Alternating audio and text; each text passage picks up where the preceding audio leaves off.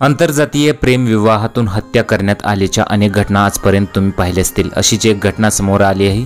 या घटनेत आई आणि भावाने मिळून किचनमध्ये कोयत्याने बहिणीची निर्घृण हत्या केल्याची घटना घडली। इतकंच नाही तर भावाने शिरधाडा वेगळं करून त्यासोबत सेल्फी देखील काढला होता। ही घटना 5 डिसेंबर 2021 रोजी घडली होती। या प्रकरणात आता आरोपी आणि आई आणि भावाला जन्मठेपेची शिक्षा सुनावण्यात आलेली आहे। नेमकं हे संपूर्ण हत्याकांड काय आहे हे जाणून घेऊयात। छत्रपती संभाजीनगर जिल्ह्यातील वैजापूर तालुक्यातील लाडगाव शिवारात ही घटना घडली होती।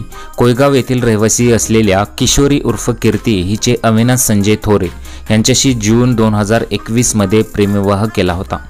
या प्रेमविवाहाला घरच्यांचा विरोध होता। यातूनच कीर्तीची आई आणि तिच्या लहान भावाने तिच्या हत्येचा कट रचला।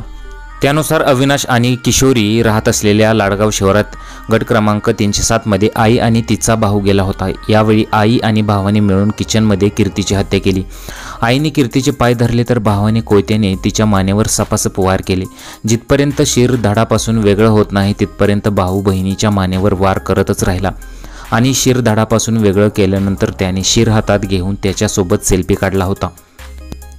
या प्रकरणी अविनाश संजय थोरे यांच्या तक्रारीवरून आई शोभा मोटे आणि भाऊ संकेत मोटे यांच्या विरुद्ध तक्रार दाखल केली होती। या तक्रारीनंतर पोलिसांनी तपास सुरू करून न्यायालयात दोषारोपपत्र दाखल केले होते। यानंतर आता 3 वर्षांनंतर वैजापूर अतिरिक्त जिल्हा आणि सत्र न्यायालयाने आई आणि भावाला जन्मठेपेची शिक्षा सुनावलेली आहे।